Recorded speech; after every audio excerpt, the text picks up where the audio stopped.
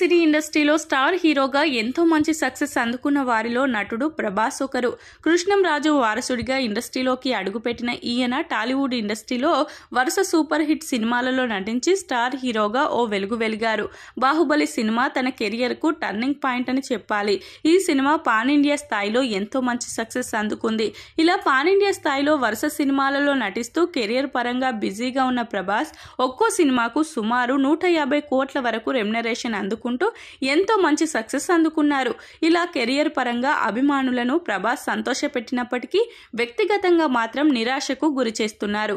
ప్రభాస్ వయసు ప్రస్తుతం 44 సంవత్సరాలు. ఇప్పటి వరకు ఈయన పెళ్లి మాట ఎత్తడం లేదు. తన పెళ్లి గురించి ప్రశ్నలు వేసినా సిల్లీగా సమాధానాలు చెప్పి తప్పించుకుంటున్నారు.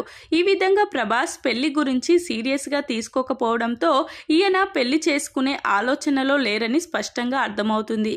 ఈ విధంగా ప్రభాస్ పెళ్లి గురించి మాట్లాడకపోవడంతో ఈయన పెళ్లి చేసుకుంటారని ఆశలు కూడా అభిమానులు వదులుకున్నారు.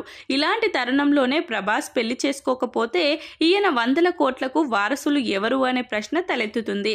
అయితే ప్రభాస్ కనుక పెళ్లి చేసుకోకపోతే తన అన్నయ్య ప్రమోద్ పెళ్లి చేసుకున్నారని, ఆయన పిల్లలు ఉండడంతో ప్రభాస్ ఆస్తికి వారసులు వాళ్ళేనని, అలాగే కొంత మొత్తంలో ప్రభాస్ తన ఆస్తిని కృష్ణంరాజు కుమార్తెలకు ఇస్తారని తెలుస్తుంది.